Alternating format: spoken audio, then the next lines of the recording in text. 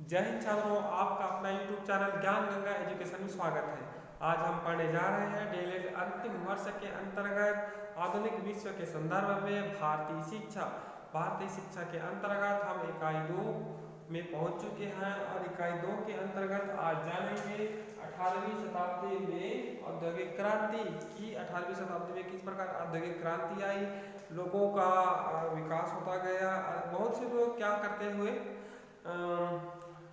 गांव के कामों को छोड़कर के वो शहरों की ओर पलायन करने लगे और अनेक प्रकार के काम सीखने लगे। बहुत से लोग काम में संलग्न हो गए, लेकिन उद्योगों का विकास होता गया।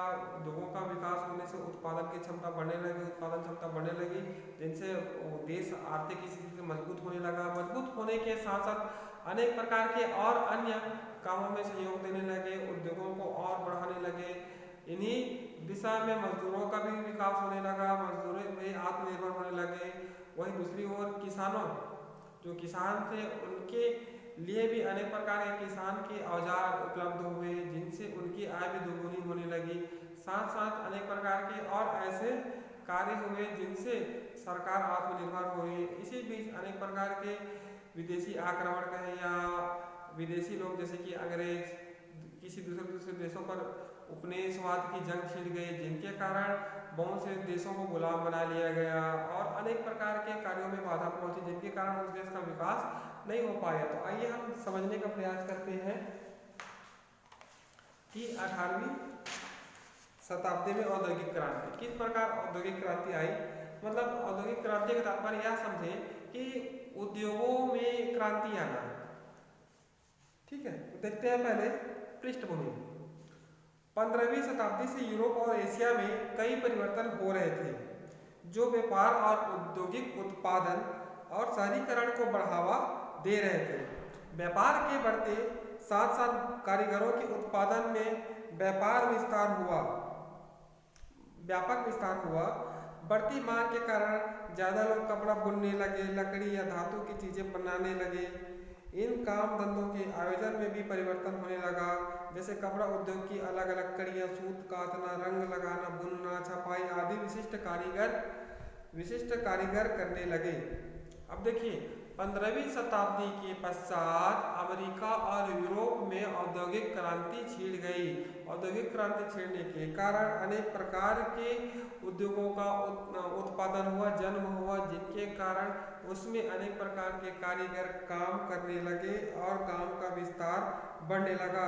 जैसे कि मान के चलिए कोई कपड़ा बनाने का कारखाना है ना, तो उसमें सूत काटना, बुनना, रंगाई करना, उनको पैकिंग करना, इस प्रकार मजदूरों की आवश्यकता बढ़ती गई। व्यापारी लोग अपने मुंशियों के माध्यम से इन कारीगरों को काम देते और उनसे सामान खरीद कर दूर दराज के बाजारों में बेचते। जब ज़्यादातर लोग कारीगरी में लगने लगे, उन्हें बाजार की मांग को देखते हुए नए नए तकनीक अपनाने लगे, जो काम को जल्दी या बेहतर करने में मदद करे। अब देखिए, उत्पादन तो होने लगा, उत्पादन होने के पश्चात उन्हें दूसरी जगह भेजने की आवश्यकता हुई और उस बाजार में जाकर के उन्हें बेच सके। इसके लिए नए नए तकनीकों का आविष्कार किया गया कि कैसे कम समय में ज़्यादा उत्पादन हो, ज़्यादा वहाँ पहुँचा सके। पहुँचाने के साथ साथ इनके संचालन के लिए योग्य व्यक्तियों को भी रख सके। इसके लिए मांग उठने लगी और अनेक प्रकार के अच्छे होनहार मजदूरों को इसमें शामिल किया गया, ताकि बेहतर ढंग से काम कर सके और बाजार अच्छे ढंग से चल सके। इन चीज़ों को बनाने के लिए कच्चा माल जैसे कपास भी अधिक मात्रा में उगाया जाने लगा और उनका व्यापार भी बढ़ा। समय के साथ व्यापारियों के पास काफ़ी धन इकट्ठा हुआ, ऋण देने व लेने के लिए और बीमा के लिए संस्थाएं और व्यवस्थाएं बनी। देखिए, कपास का भी उत्पादन होने लगा और कच्चा माल इत्यादि का उत्पादन होने लगा और कह सकते हैं कि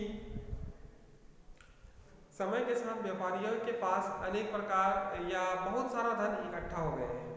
ठीक है, अब व्यापार काम चल रहा है, व्यापारिक काम चल रहा है। कोई व्यापारी है, व्यापार काम कर रहे हैं, तो उनके पास धन इकट्ठा होना स्वाभाविक सी बात है। धन इकट्ठा होने से वह ब्याज में लोन देने लगे, लेने लगे, इस प्रकार की गतिविधियां चलने लगी। साथ साथ बीमा से संबंधित अनेक प्रकार की कंपनियां स्थापित होने लगे। उन दिनों कुछ देशों खासकर इंग्लैंड जैसे देशों में शासन, व्यापार और उद्योगों की जरूरतों को ध्यान में रखते हुए नीतियां बनाई। इस बीच इंग्लैंड में उत्पादन के तरीकों व उपकरणों में तेजी से बदलाव आया, जिसके चलते औद्योगिक उत्पादन में आमूलचूल परिवर्तन हुए। अब देखिए, उस समय इंग्लैंड जैसे देशों में शासन, व्यापार और उद्योगों की जरूरतों को ध्यान में रखते हुए नीतियां बनाई गई। अब देखें तो विश्व स्तर पर जो इंग्लैंड देश था वह ज़्यादा बुद्धिमान था और कहे तो उस समय उनकी स्थिति मजबूत थी, क्योंकि वह उपनिवेश रखते थे। तो उन उपनिवेशों से धन इकट्ठा करते थे और अपने देश में जमा करते थे, जिस कारण वह आर्थिक दृष्टि से मजबूत देश था। इसलिए वह देश उत्पादन के नए नए तरीके अपनाने लगा। उद्योग, शासन कैसे करना है, व्यापार कैसे करना है, इस पर उन्होंने नीतियां बनाई। इस बीच उन्होंने उपकरणों पर तेजी से उत्पादन को तेजी से बढ़ाने के लिए अनेक प्रकार के मापदंड निर्धारित किए गए। इस कारण औद्योगिक उत्पादन में आमूलचूल परिवर्तन हुए, मतलब तीव्र गति से परिवर्तन हुए औद्योगिक के क्षेत्र में। औद्योगिकरण वैज्ञानिक तकनीकों व मशीनों का अधिक से अधिक उपयोग आधुनिक औद्योगिकरण की सबसे बड़ी विशेषता मानी जाती है। देखिए, औद्योगिकरण के द्वारा है ना अनेक प्रकार के मशीनों का प्रयोग और आज भी अनेक प्रकार के मशीनों का उपयोग करने के कारण औद्योगिकरण की सबसे बड़ी विशेषता मानी जाती है। ऐसी मशीनें जो कई लोगों का काम एक साथ कर सकती है। इससे न केवल काम की गति में तेजी आई, बल्कि उत्पादन की प्रक्रियाओं में भी बदलाव आए। उत्पादन की गुणवत्ता में भी काफी सुधार आया। उदाहरण के लिए लौह अयस्क को गलाने तथा उसमें इस्पात बनाने के तरीके से न केवल इस्पात सस्ता हुआ, बल्कि उसकी गुणवत्ता में भी सुधार आया, जिससे नई नई मशीनें बनाने में मदद मिली। अब देखिए, अब यहाँ पर कहा रहा है कि ऐसे ऐसे मशीनें बनी जिससे पहले मनुष्यों के द्वारा काम होता था, लेकिन उस मशीनों के द्वारा काम होने लगा, जिससे काम को आसान बनाया गया और उत्पादन की क्षमता भी मशीनों के माध्यम से बढ़ने लगी। 5 आदमी एक काम को एक दिन में करता है तो वो मशीन 1 घंटे में कर दे रहा है। इस प्रकार क्या हुआ, मशीनों के द्वारा उत्पादन की क्षमता बढ़ी और काम में आसानी आई। जैसे कि लौह अयस्क या कहें कि जो एक डोलोमाइट पत्थर होता है, उसे गलाने के लिए मशीन की आवश्यकता होती है। मशीन के माध्यम से गलाया जाता था और अनेक प्रकार के इस्पात है ना प्राप्त किया जाता था। इस्पात जिनके कारण इस्पात सस्ता हुआ, पहले महंगा हुआ करता था और अब सस्ता हुआ, ठीक है, जिससे मतलब मजदूरों की आवश्यकता भी कम होने लगी। इसलिए मशीनों से ज़्यादा काम लेने लगे। इसलिए उद्योग में और नई क्रांति आई और अनेक प्रकार के मशीनों को स्थापित किया गया। भारी मशीनों को चलाने के लिए ऊर्जा पहले पशुओं और बाद में नदी के बहाव से मिलती थी। औद्योगिक क्रांति के समय कोयले की मदद से बनी वाष्प की शक्ति का उपयोग होने लगा, जिससे मशीन तेजी और निरंतरता के साथ चल सकती थी। देखिए, भारी मशीनों को चलाने के लिए पहले पशु की मदद लेते थे। उसके बाद जो जल के बहाव है, जिस प्रकार जल के बहाव से विद्युत पैदा की जाती है, टरबाइन लगा करके उस जल की धारा है टरबाइन में गिरता है, टरबाइन घूमता है और विद्युत उत्पादन होता है। तो ठीक उसी प्रकार यह काम होने लगा। धीरे धीरे औद्योगिक क्रांति में और बदलाव आने लगा। इस बदलाव के कारण भाप, ठीक है, भाप या वाष्प से अनेक प्रकार के छोटे मोटे मशीन बनाने लगे और उन मशीनों से काम लेने लगा, जिनके परिणाम स्वरूप इंजन अर्थात जो भाप इंजन का निर्माण हुआ, जिनसे रेलगाड़ी पहले चला करती थी। ये मशीनें महंगी थी और छोटे कारीगर इन्हें स्थापित नहीं कर सकते थे, न ही वे भाप के इंजन आदि का उपयोग कर सकते थे। अब धनी व्यापारी आदि अपनी पूंजी को इन मशीनों को खरीदने व स्थापित करने में लगाया। ये जो औद्योगिक क्रांति के परिणाम स्वरूप जो भाप से बनने वाले वाष्प से चलने वाले मशीनों का निर्माण हुआ, तो इन मशीनों का उपयोग जो छोटे व्यापारी थे वो नहीं कर पा रहे थे, ठीक है। इसको जो पूंजीपति वर्ग के लोग थे वह इनका उपयोग करके औद्योगिक क्रांति में अपना महत्वपूर्ण योगदान दे रहे थे। साथ ही साथ वे एक नहीं बल्कि अनेक मशीनों की स्थापना कर पाए। चूंकि अब उत्पादन बड़े पैमाने पर होने लगा, कारीगरों की घरों की जगह बड़े कारखानों, मशीनों उत्पादन स्थल बन गए। कारखानों में सैकड़ों मजदूर मशीनों की मदद से एक ही छत के नीचे मालिक की निगरानी में काम करने लगे। अब देखिए यहाँ पर अब बड़े बड़े मशीन लगाने लगे, जिनके कारण उत्पादन क्षमता में वृद्धि हुई। साथ साथ जो छोटे कारीगर थे वो क्या कर रहे थे, सही ढंग से खरीद नहीं पा रहे थे, वह उनके अंदर भी उत्पादन आई तो वो भी मशीनों को खरीदने लगे। साथ साथ कारखानों में सैकड़ों मजदूर मशीनों की मदद से काम करने लगे और वह किसकी निगरानी में, मालिकों की निगरानी में काम करने लगे।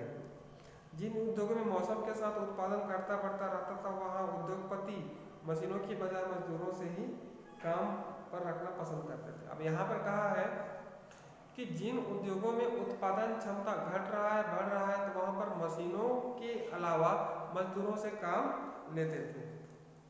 बहुत सारे उत्पाद केवल हाथ से तैयार किए जा सकते थे। मशीनों से एक जैसे तय किस्म के उत्पाद ही बड़ी संख्या में बनाए जा सकते थे, लेकिन बाजार में अक्सर बड़ी डिजाइन और खास आकारों वाली चीज़ों की काफ़ी मांग रहती थी। देखिए अब यहाँ पर कह रहा है सारे उत्पाद मशीनों से या हाथों से तैयार करते थे, लेकिन बहुत से ऐसे जो व्यापारी थे वह किससे काम लेते थे, मजदूरों के हाथों से काम लेते थे।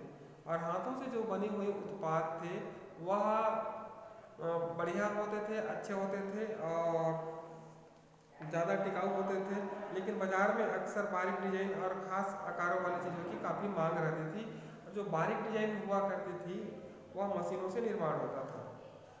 19वीं सदी में ब्रिटेन में उच्च वर्ग के लोग कुलीन और पूंजीपति वर्ग हाथों से बनी चीज़ों को तरजीह देते थे। जो 19वीं शताब्दी में उच्च वर्ग और जो कुलीन वर्ग के लोग हैं वह हाथों से बनी वस्तुओं को विशेष महत्व देते थे। हाथ से बनी चीज़ों को परिष्कार और सुरुचि का प्रतीक माना जाता था। उनकी फिनिश अच्छी होती थी, उनको एक एक करके बनाया जाता था और उनका डिजाइन अच्छा होता था। मशीनों से बनने वाले उत्पादों को उपनिवेशों में निर्यात कर दिया जाता था। देखिए अब यहाँ पर कहा गया है कि जो हाथों से बनाई हुई जो वस्तु होती है परिष्कृत होती है, अर्थात शुद्ध होती है, उनको अच्छा माना जाता था। उनकी फिनिश अच्छी होती थी, फिनिशिंग, और उनको एक करके बनाया जाता था। उनका डिजाइन अच्छा होता था, अर्थात जो हाथ से बनाया जाता था उनका डिजाइन अच्छा होता था। और जो मशीनों से बनाए हुए उत्पाद थे उनको उपनिवेशों को क्या किया जाता था, निर्यात किया जाता था। जैसे कि भारत एक औपनिवेशिक देश था उस समय, तो भारत को निर्यात किया जाता था। आज हम देखते हैं कि मशीनी उत्पादन की पूरी दुनिया पर हावी होने के बावजूद बहुत बड़ी मात्रा में घरों में या छोटे दुकानों में हाथ से उत्पादन जारी है। आज भी जब बड़े बड़े कारखाने आर्थिक मंदी के कारण बंद हो जाते हैं या उनमें मजदूरों की छटनी होती है तो मजदूर दस्तकारी पर निर्भर हो जाते हैं। देखिए आज भी पूरी दुनिया में हाथों का काम जारी है, ठीक है। जब आर्थिक मंदी आती है तो ये जो छोटे दस्तकारी लोग होते हैं, है ना, ये क्या करते हैं, सहयोग प्रदान करते हैं एक प्रकार से, और इस पर निर्भर होने लगते हैं सरकार। इसलिए कहा गया है कि मजदूर दस्तकारी पर निर्भर हो जाते हैं। और इसमें एक और बात कही गई है कि आर्थिक मंदी के कारण जो मजदूर होते हैं उनकी छटनी हुआ करती है, जिनके कारण योग्य मजदूरों को वहाँ पर रखते थे और जो सही ढंग से काम नहीं कर पाते थे उनको नहीं रखते थे। तो इस प्रकार देखिए उद्योगों में छटनी होती थी। आइए चलते हैं प्रश्न। अपने दैनिक उपयोग की चीज़ों की सूची बनाएं और देखें कि किस तरह की चीज़ें कारखानों में बनती है और किस तरह की चीज़ें हस्तशिल्प से बनती हैं।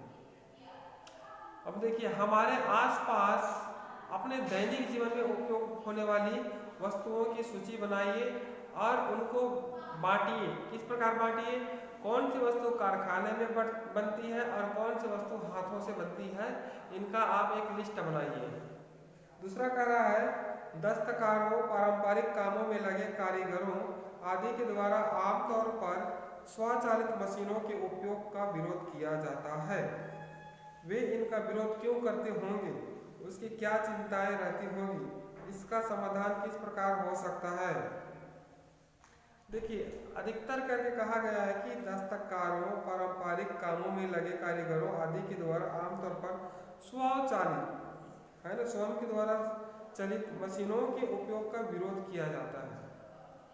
अर्थात जो छोटे दस्तकारी होते हैं उनके द्वारा जो निर्माण किया जाता है मशीनों द्वारा, उन मशीनों को या स्वयं द्वारा जो बनाया जाता है ना, उनकी कामों का विरोध किया जाता है। तो उनका परिणाम क्या हो सकता है, विरोध के क्या कारण हो सकते हैं, है ना, उनकी क्या चिंता होगी, इसका समाधान किस प्रकार हो सकता है।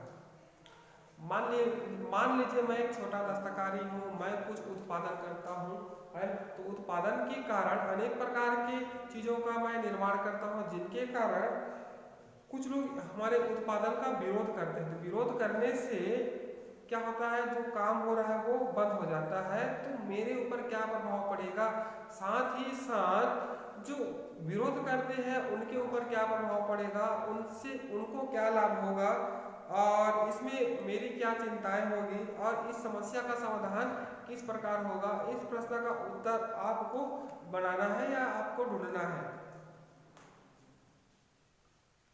तो ये हो गया आपका पृष्ठभूमि या भूमिका। मतलब 15वीं शताब्दी के बाद अनेक प्रकार के जो देश हैं या यूरोपीय देश हैं या अमेरिकन देश है, उनमें औद्योगिक क्रांति की लहर छिड़ गई। ठीक है, वह क्या करते थे, मशीनों से काम लिया करते थे, मशीनों में मजदूरों को भी उनमें लगाते थे, इस प्रकार काम हुआ करता था। धीरे धीरे उनमें प्रगति होने लगी और नए नए मशीनों का उपयोग होने लगा, जिनके कारण उद्योगों में तीव्र विकास होने लगा, अनेक प्रकार के माल उत्पादन होने लगे। साथ ही साथ कहें तो अच्छे जो कहा जाए जो मशीन है उनका उत्पादन होने लगा। उत्पादन से आय वृद्धि हुई, वृद्धि होने के कारण देश का आर्थिक विकास तीव्र होते गया। और एक समय ऐसे आया कि क्या बोलते हैं, उत्पादन की क्षमता मजदूरों पर निर्भर होने लगी, मजदूर भी अपना छोटा छोटा उत्पादन करने लगे, जिनके कारण वह भी विकास की ओर अग्रसर हो रहा था। लेकिन जो महंगी मशीनें थी उनको मजदूर नहीं ले पा रहे थे, अर्थात जो छोटे व्यापारी थे उनको वह नहीं ले पा रहे थे, जिनके कारण उनको समस्या हो रही थी। लेकिन बाद में धीरे धीरे उनके अंदर भी मतलब पूंजी उत्पादन बढ़ने लगा, तो वह भी उन मशीनों को रखने लगा। तो आइए चलते हैं मजदूर। औद्योगिकरण का परिणाम यह भी हुआ कि अर्थव्यवस्था में बढ़ोतरी की दर स्थिर हो चली। उत्पादन के बढ़ने के साथ साथ प्रति व्यक्ति के हिसाब से लोगों की वास्तविक आमदनी भी बढ़ती रही। गांवों में आबादी का शहरों में स्थानांतरण होता रहा। देखिए, अब यहाँ पर कहा है औद्योगिकरण के परिणाम स्वरूप अर्थव्यवस्था में बढ़ोतरी हुई, है ना। अब उद्योगों से उत्पादन होगा, आय में वृद्धि होगी, है ना, तो आर्थिक व्यवस्था क्या होगी, सुदृढ़ होगी, मजबूत होगी। और उत्पादन के बढ़ने के साथ साथ प्रति व्यक्ति के हिसाब से लोगों की वास्तविक आमदनी में भी वृद्धि हुई। आबादी वाले शहरों में स्थानांतरण होता गया। यह भी उतना ही सत्य है कि बच्चों के श्रम का उद्योगों में बेहिसाब शोषण किया गया। अर्थात जो छोटे बच्चे थे जिसको बाल श्रम कहा गया, उनको कम पैसा देते थे और उनका शोषण भी करते थे। कारीगरों की पारंपरिक कुशलताओं का अवसान होने लगा और नए औद्योगिक शहरों में रहने के हालात दयनीय और कई महीनों में अमानवीय रहे। अक्सर क्या हुआ, जितने भी उद्योग लगे थे वो शहरों में लगे थे। इस कारण जो गांव के लोग थे पलायन कर गए काम की खोज में, इसलिए शहरों में क्या हुआ, भीड़ बढ़ती गई और वहाँ की हालत दयनीय होते गए और वहाँ के कुछ लोग अमानवीय बर्ताव करने लगे। पहले समांती युग में श्रम किसी को भी खुले रूप से उपलब्ध नहीं था कि कोई भी पैसे देकर काम करवा ले। मेहनत करने वाले लोग किसी मालिक के गुलाम या जमींदार के बंधुआ किसान के रूप में बंधे थे। वे किसी अन्य व्यक्ति को अपना श्रम बेचने के लिए स्वतंत्र नहीं थे। पहले समांती युग में हुआ था ये कि कोई भी पैसे दे करके काम करवा ले, ऐसा नहीं था। मेहनत करने वाले लोग किसी मालिक के गुलाम या जमींदार बंधुआ मजदूर के रूप में बंधे थे। जो मेहनत करने वाले लोग थे वह बंधुआ मजदूर के रूप में बंधे थे, या कहें पैसा ले लेते थे और वहाँ जब तक पैसा मतलब छूट ना ले तब तक काम करते रहते थे। वे किसी अन्य व्यक्ति को अपना श्रम बेचने के लिए स्वतंत्र नहीं थे, पर सामंती युग के अंत में मजदूर किसी जमींदार से बंधे नहीं रहे और किसी को भी घंटे या काम के हिसाब से अपना श्रम बेच सकते थे।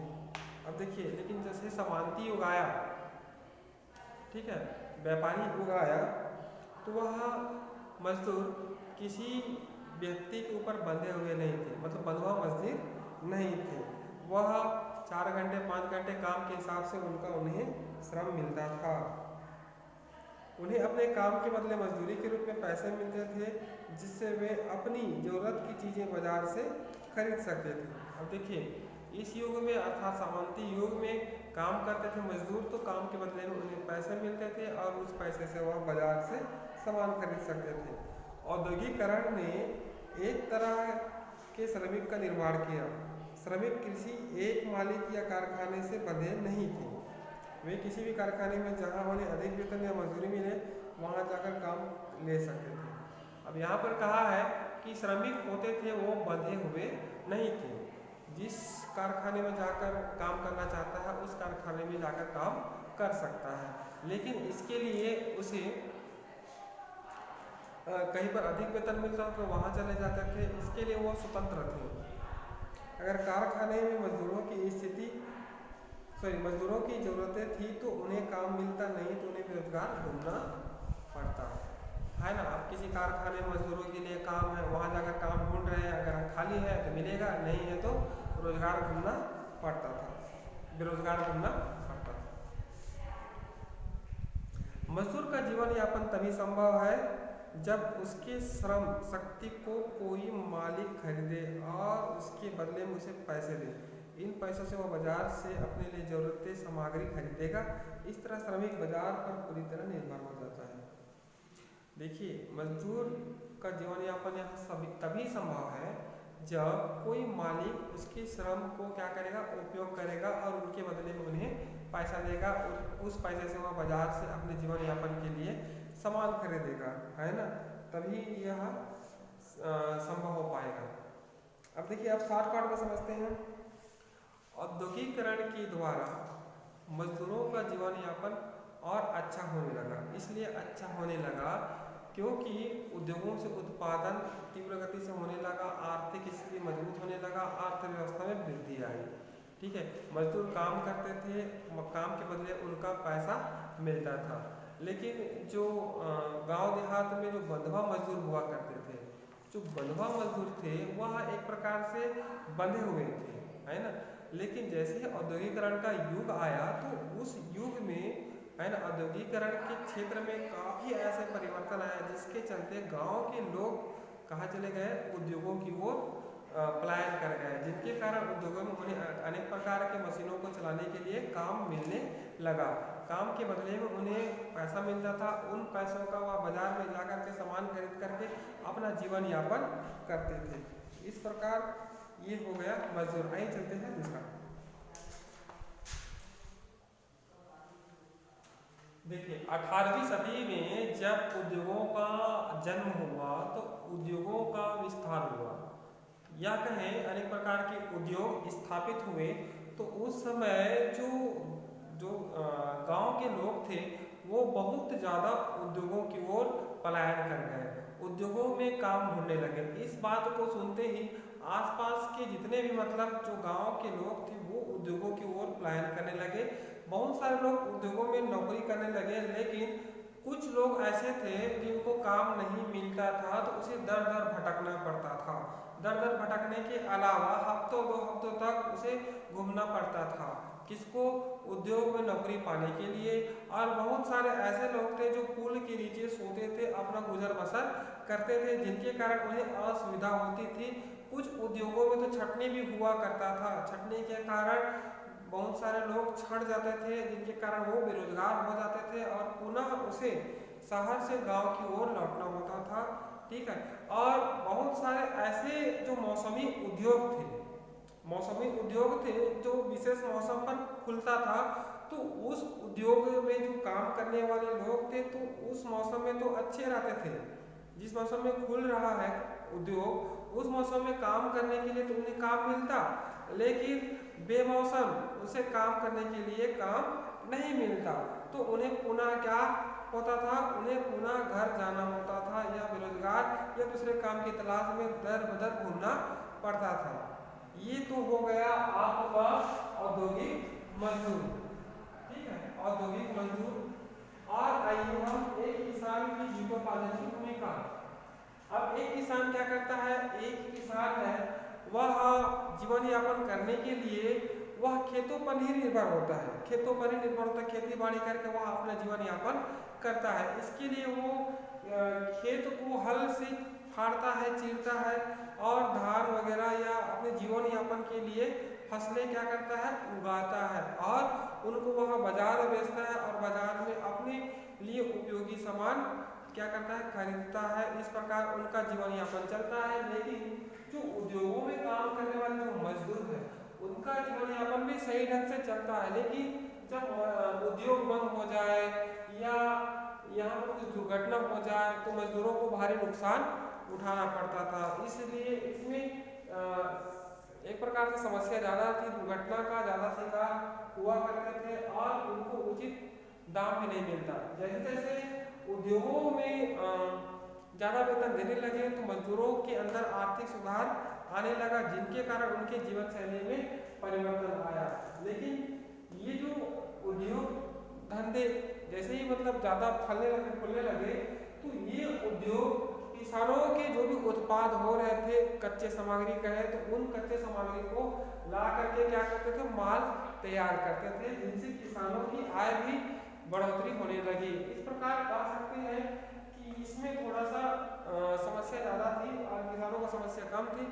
लेकिन ये किसान थे वह निश्चित समय में भी यह अपना जीवन यापन करते थे। एक प्रकार से देखा जाए तो वर्षा के मौसम पर ज़्यादा निर्भर थे या तालाब की जो पानी है, नहर का उतना प्रादुर्भाव नहीं हुआ था, इसलिए ये मौसमी फसलों पर ज़्यादा निर्भर थे।